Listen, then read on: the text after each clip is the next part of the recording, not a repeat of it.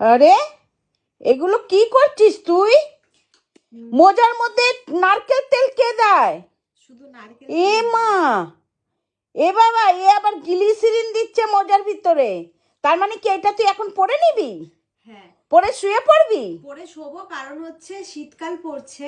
তো হাতে পায়ের টেক কেয়ারের সাথে পায়ের ইয়েটাও খুব দরকার, নাহলে তো পা ফাটবে আমার। ওরে এমনি তো মা আমার এখনো রে মা, বিয়েটা বিয়ে হয়নি, তারপরে যদি পাও ফেটে ওরে যায় মা রে তাহলে মা, আমি তার কি মানে করব? এরপরে তুই কোনো কাজ করবি না, বিছানায় শুয়ে থাকবি, তাই হ্যাঁ, তো? এবার জল তাহলে লাগলো। শ্বশুর বাড়ি গিয়ে তোকে এইগুলো কে দেবে রে সুইটি? দেখো, আমি শ্বশুর বাড়ি শ্বশুর বাড়ি যাবো, গিয়ে কি এগুলো তুই আমি পাবি? সব কোনোদিনই করবো। পাবি না, ঠিক বরের আছে? শাশুড়ির হাত পা টিপবো, হ্যাঁ, তা টিপে এই যে করবি কি, এই যে আমার মতন এই যে মোজা পরে এইবার শুয়ে পড়লি, এবার সব কিছু মায়ের উপর ফেলে দিলি।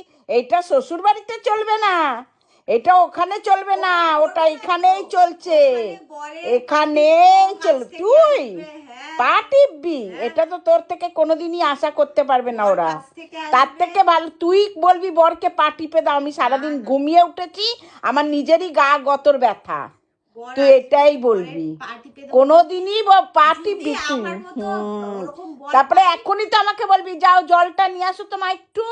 ও মা, এই জিনিসটা নিচে নেমে দাও তো মা। নিজে কি